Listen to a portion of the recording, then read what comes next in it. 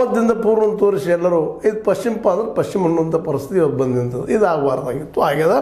ಈಗ ಇನ್ನೊಂದು ಏನೋ ಪ್ರಯತ್ನ ಮಾಡ್ತಾ ಇದ್ದಾರೆ election commissioner, chief election commissioner ಏನು ಪ್ರಯತ್ನ ಮಾಡ್ತಾ ಇದ್ದಾರೆ ಅಂದ್ರೆ ಎಲ್ಲ ಮತಗಟ್ಟೆಗಳಿಗೆ ವೆಬ್ ಕಾಸ್ಟಿಂಗ್ ಅಂದ್ರೆ ಅಲ್ಲಿ ಏನು ನಡೀತದೆ ನೇರವಾಗಿ ಎಲೆಕ್ಷನ್ ಕಮಿಷನರ್ಗೆ ಆಯಾ ರಾಜ್ಯದಾಗಿರ್ಬೋದು ಯಾವುದೋ ಆಗಿರ್ಬೋದು ಇಡೀ ಆಲ್ ಓವರ್ ಇಂಡಿಯಾದಲ್ಲಿ ಕಂಡು ಬರಬೇಕು. ಅದು ಯಾವುದೇ ಒಂದು ಈ ಕ್ಷೇತ್ರ ಏನಪ್ಪ ಕುಂತಲೇ ನೋಡುವಂಥದ್ದು ಅಲ್ಲಿ ಏನು ನಡೆದ ಅಂತ ವೆಬ್ ಕಾಸ್ಟಿಂಗ್. ಈಗ SLC ಎಕ್ಸಾಮ್ ಮಾಡಿದ್ದಾರೆ, PUC ಎಕ್ಸಾಮ್ ಮಾಡ್ತಾ ಇದ್ದಾರೆ. ಹಾಗೆ ಆ ಹಾಲ್ದಲ್ಲಿ ಏನು ನಡೀತದೆ, ಪ್ರಾಮಾಣಿಕವಾಗಿ ನಡೀತದನ್ನು ಇಲ್ಲ ಕುಂತಲೇ ನೋಡುವಂಥದ್ದು. ಇಂಥ ಒಂದು ವೆಬ್ ಕಾಸ್ಟಿಂಗ್ ಈ ಸಲ ಬಿಹಾರದಲ್ಲಿ ಮಾಡಬೇಕು ಅಂತೇಳಿ ನಮ್ಮ ಚುನಾವಣಾ ಆಯುಕ್ತರು ನಿರ್ಧಾರ ಮಾಡಿದ್ದಾರೆ. ಇದು ಒಳ್ಳೆಯ ಹೆಜ್ಜೆ. ಹಾಗಂತ ಹೇಳೋದು ಪೂರ್ತಿ ಪ್ರಾಮಾಣಿಕತೆ ಅಂತ ಹೇಳಿಕ್ಕೆ ಸಾಧ್ಯ ಇಲ್ಲದಂಥ ಪ್ರಸಂಗ ಇವತ್ತು ಬಂದುಬಿಟ್ಟದ.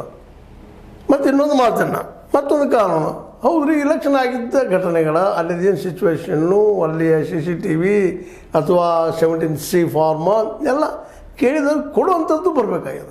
ಅದು ಪ್ರಾಮಾಣಿಕ ನಡೆದಾಗ ಯಾರಿಗೇನು ಭಯ ರೀ, ಅಲ್ಲಿ ಏನು ನಡೆದ ತೋರಿಸೋ ಸಲುವಾಗಿ ಅದನ್ನು ಸಹಿತ ಇವತ್ತು ಎಲೆಕ್ಷನ್ ಕಮಿಷನ್ ಕಟ್ ಮಾಡಿದ.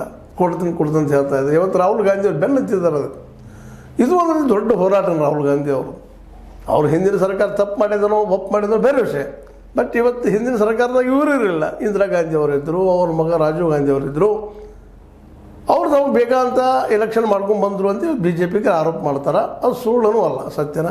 ಇವತ್ತು BJP ಬೇಕಂತ ಆಡಳಿತ ಮಾಡ್ತಾ ಇದ್ದಾರೆ, ತಮ್ಮ ಬೇಕಂತವ್ರನ್ನ ಆಯುಕ್ತರು ಮಾಡ್ತಾರೆ, ಆರಿಸಿ ಬರ್ತಾರೆ ಅಂತ ಇವತ್ತು ಆರೋಪ. ಇದು ಸುಳ್ಳೇನಲ್ಲ.